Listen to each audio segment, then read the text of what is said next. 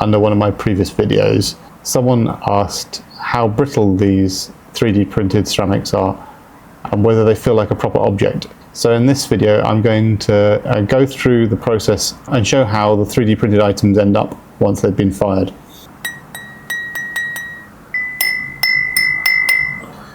So after they come off the printer, I leave them on the gypsum board for 6-7 hours till they become leather hard. They generally can pop off the board pretty easily. After you've taken the clay off the board, you can check the bottom. Sometimes if you didn't adjust the first layer properly, the first layer may be a little bit under extruded. And as long as it's still leather hard, you can smooth out the layer lines by adding a bit more clay to the bottom of the pot. I'll then put it back on the drying rack, this time without the board underneath it, to let the air flow around a bit as best as possible.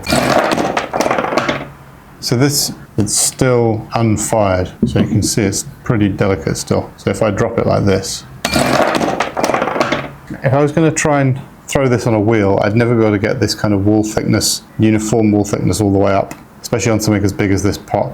And then also being able to create the patterns across the surface as well.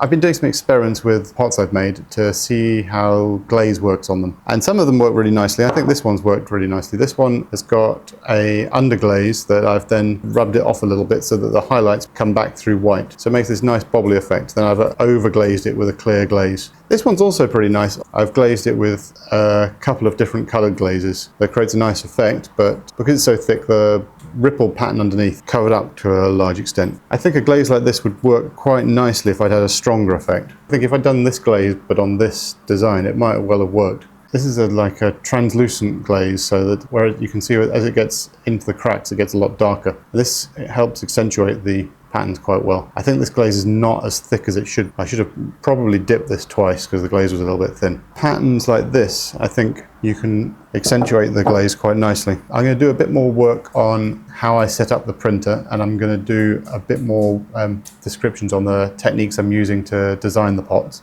And I'm also going to be doing some glazing tests of different glazes. So if there's anything you are interested in, please comment below and let me know